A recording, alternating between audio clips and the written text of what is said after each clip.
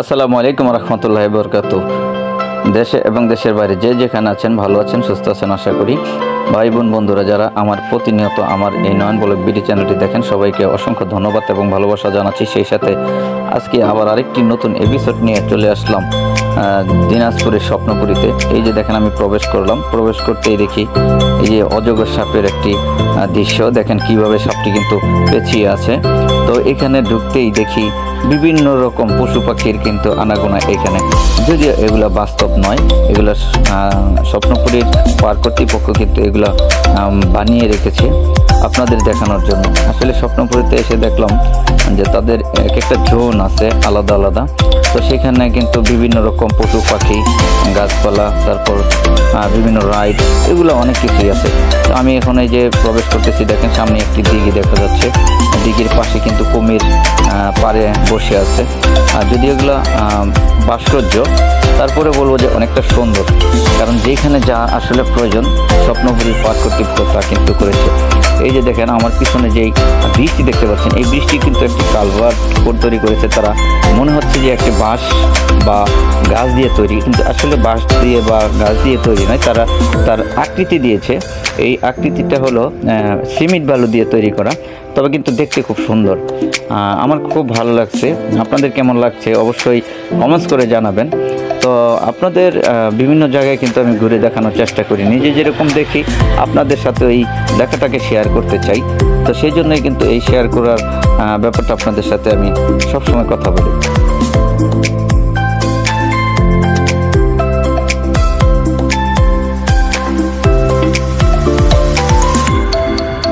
এই যে দেখেন সামনে আরেকটি প্রাণী কিন্তু দেখতে পাচ্ছি। এই প্রাণীটি আসলে আমার নাম জানা নেই, মনে হচ্ছে সাপের মতো। আরেকটু সামনে আগাতেই দেখি বনের ভিতরে কিছু পশু। এই যে দেখেন আপনাদের দেখানোর চেষ্টা করতেছি, জানি না কতটুকু দেখাতে পারতেছি। তো আপনারা আমার সাথে থাকেন, আর বাকি অংশগুলো অবশ্যই আপনাদের ঘুরে ঘুরে দেখাবো। আজকে সারাদিনই থাকবো এই স্বপ্নপুরী দিনাজপুরে।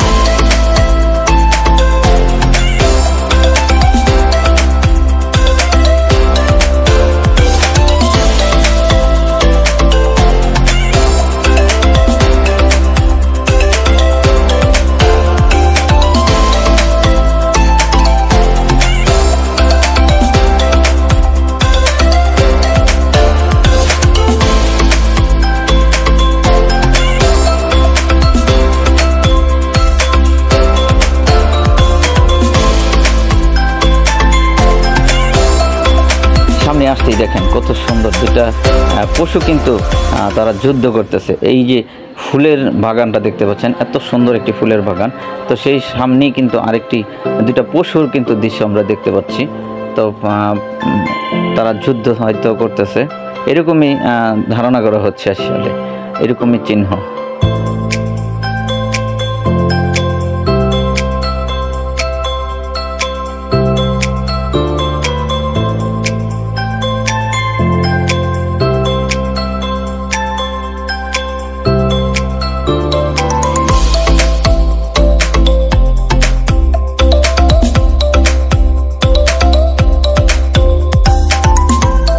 চলুন দেখি সামনের দিকে আরও যাই, সামনে কি কি আছে আপনাদের আজকে কিন্তু আরও কিছু দেখানোর চেষ্টা করব।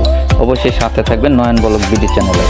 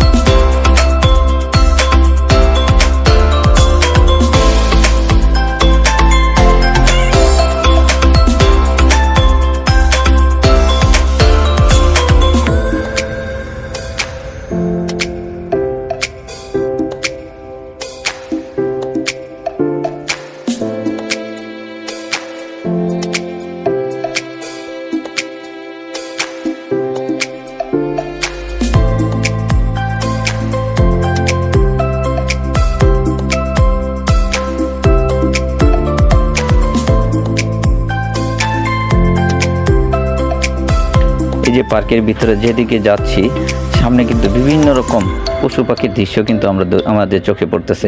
এখানে আমি একটু সকাল সকাল চলে এসেছি, এই জন্য এই যে দেখেন কত বড় বড় সিংহ কিন্তু তারা এখানে বানিয়ে রেখেছে। সরি, সিংহ না, এটা ভাগ বানিয়ে রেখেছে।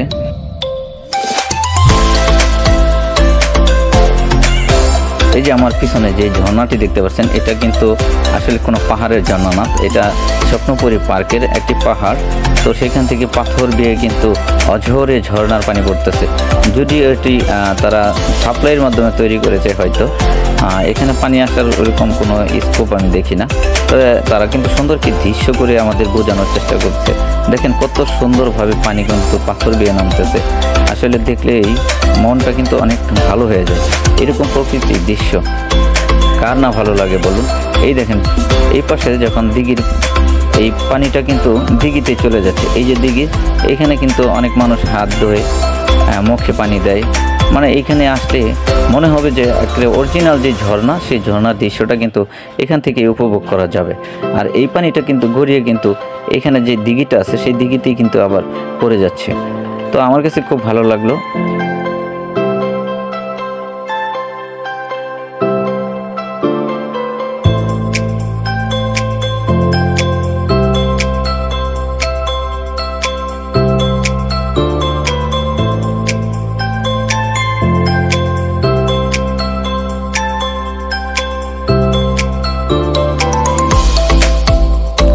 আশা করি স্বপ্নপুরীতে আসলে আপনাদেরও কিন্তু ভালো লাগবে, কারণ এইখানে আসার পরে আমি যা দেখলাম, আমি সারা রাত্র জার্নি করে ঢাকা থেকে কিন্তু ঢাকার গাজীপুর থেকে কিন্তু আমি দিনাজপুরে চলে আসছি। দিনাজপুরে আসার পরে কিন্তু এই স্বপ্নপুরী ভিতরে ঢোকার পরে এই দৃশ্যগুলো কিন্তু দেখতে পাচ্ছি। তো আমার কাছে খুব ভালো লাগলো, আশা করি আপনাদেরও ভালো লাগবে। তো এই যে বিশাল একটি দিঘি, এরকম কিন্তু কয়েকটা দিঘি আমি এই স্বপ্নপুরীতে এসে কিন্তু আমার চোখে পড়েছে। তো এটা কিছু আছে পাকা দিঘি, আর কিছু আছে মাটির দিঘি।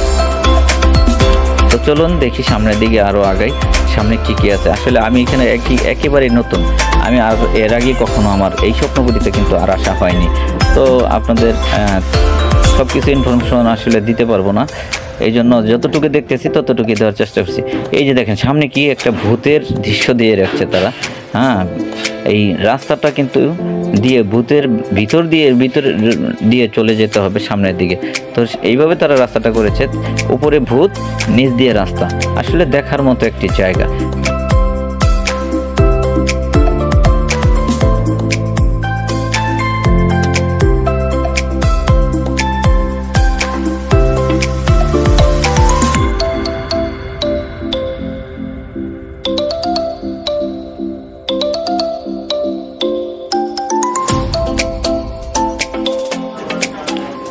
এই স্বপ্নপুরীতে আসলে আপনি যে প্রকৃতির দৃশ্যগুলো কিন্তু এখানেই উপভোগ করতে পারবেন। আসলে এই পার্কটা বিশাল আকৃতির, বিশাল এরিয়া নিয়ে কিন্তু গঠিত। এই স্বপ্নপুরীর যারা কর্ণধার আছেন তারা কিন্তু অনেক সুন্দর করে সাজিয়ে গুছিয়ে রেখেছে। আসলে মানুষকে অনেক মানুষের উপভোগ করার জন্য তারা কিন্তু অনেক কিছুই এখানে তৈরি করে রেখেছে।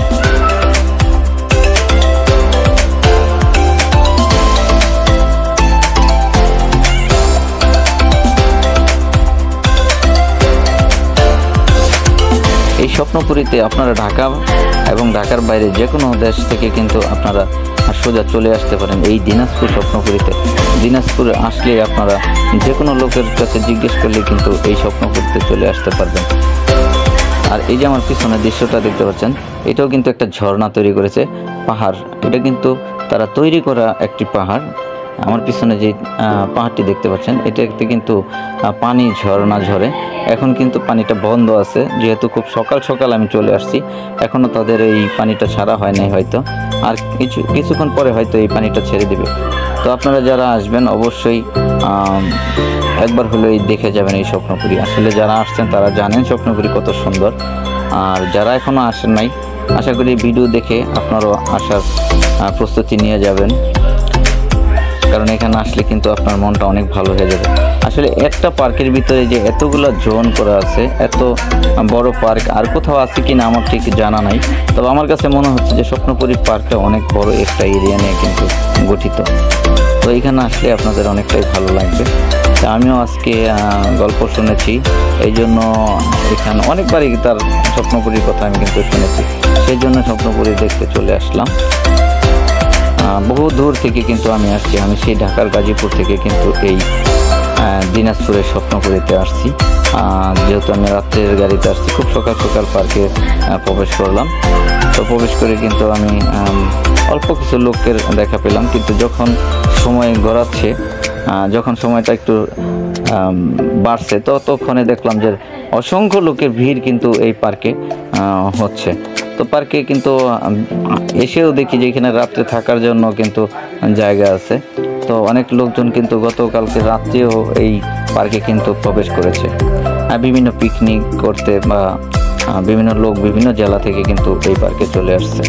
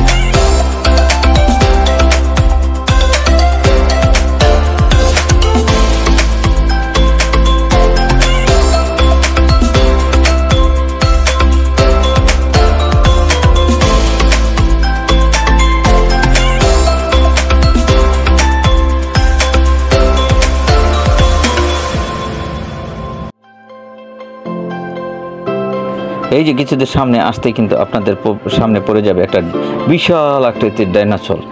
তো এটা আপনার সামনেই চোখে পড়বে, দেখেন কত বড় একটা ডাইনোসর।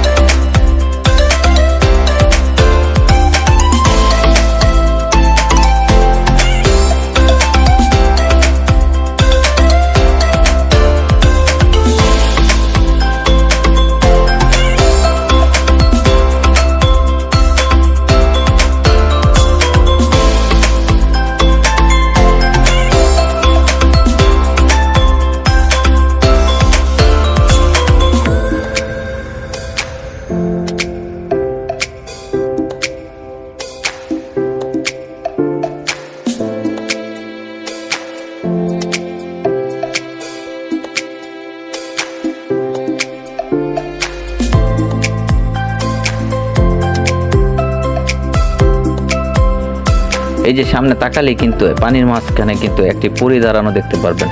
এই স্বপ্নপুরীর নামে কিন্তু সেই পরী, দেখছেন এই যে পরীটা।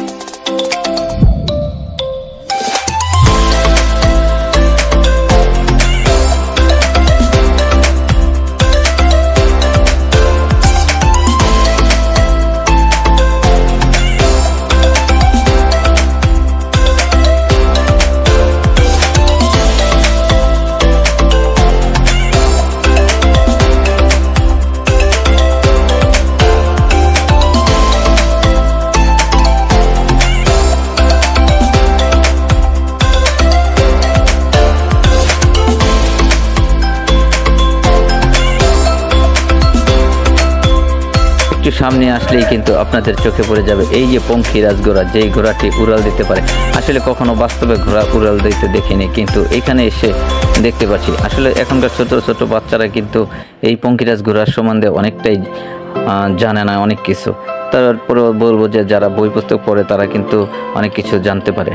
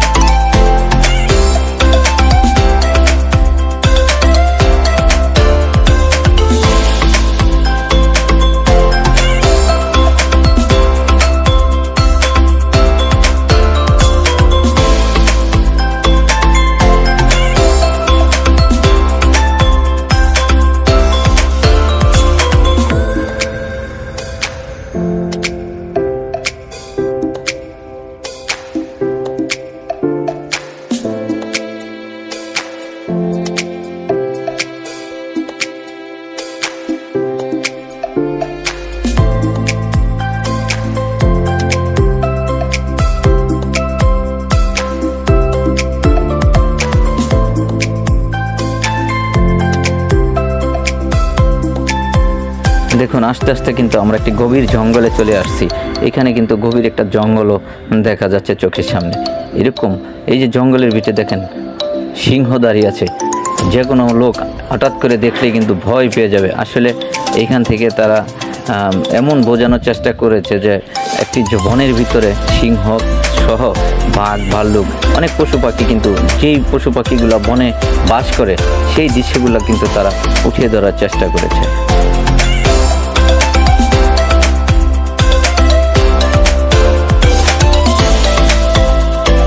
এই পার্কটি কিন্তু আপনাদের ঘুরে ফিরে দেখানোর চেষ্টা করলাম। যাই হোক, আজকে যতটুকু পেরেছি আপনাদের দেখানোর চেষ্টা করেছি। তো ভালো থাকবেন, সুস্থ থাকবেন এবং নয়ন ব্লগ বিডি চ্যানেলের সাথে থাকবেন। যদি ভিডিওটা ভালো লাগে থাকে তাহলে অবশ্যই একটি লাইক, কমেন্ট, শেয়ার করে এবং সাবস্ক্রাইব করে পাশে থাকবেন। ধন্যবাদ।